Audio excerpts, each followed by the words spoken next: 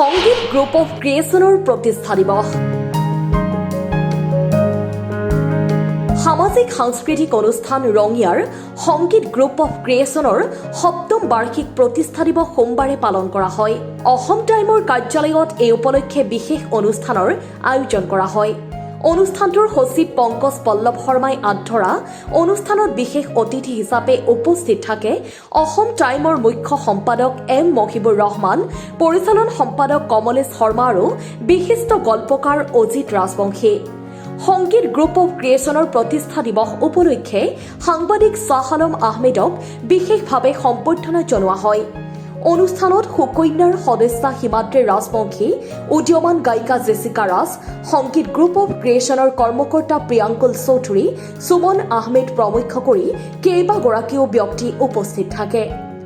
আজি 25 নৱেম্বৰ, আজিৰ পৰা প্ৰায় 7 বছৰ আগতে আজিৰ দিনটোতেই সংগীত গ্ৰুপ অফ ক্ৰিয়েশ্যনৰ জন্ম হৈছিল আৰু সেই হিচাপে আজি আমি অসম টাইমৰ মুখ্য কাৰ্যালয়ত অনুষ্ঠিত কৰিবলৈ লৈছোঁ ৭ম বাৰ্ষিক প্ৰতিষ্ঠা দিৱস। আৰু আজি এই অনুষ্ঠানত মুখ্য অতিথি হিচাপে উপস্থিত আছে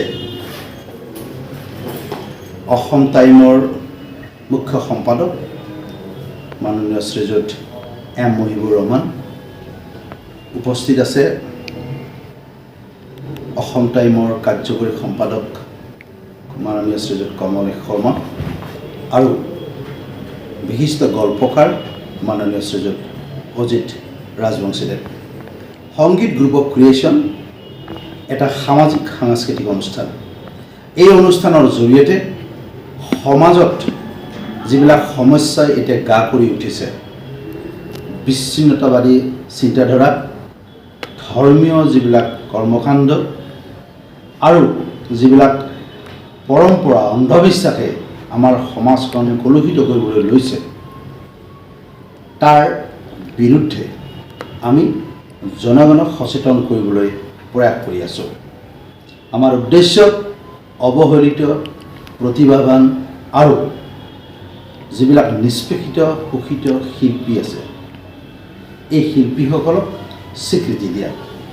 ইতিমধ্যে আমি এই অনুষ্ঠানটোৰ জৰিয়তে কেইবাটাও এনেকুৱা পদক্ষেপ লৈছোঁ যাৰ জৰিয়তে সমাজক আমি সঠিক পথত আগবঢ়াই লৈ যাবলৈ চেষ্টা কৰি আছোঁ। Bureau report, Assam time.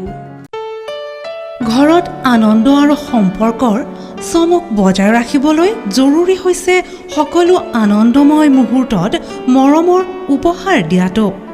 সেইবাবে মধুশ্ৰী জুৱেলাৰ্ছে আনিছে সকলো ৰঙীন ক্ষণৰ বাবে বিশেষ গহনা।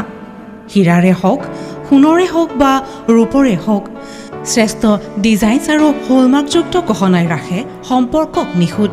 তেনেহ'লে আজিয়ে আনক আনন্দ মধুশ্ৰী জুৱেলাৰ্ছৰ সৈতে। যোগাযোগ কৰক 7002800341 নাইবা ভিজিট কৰক LNB ৰোড, নলবাৰী, অসম।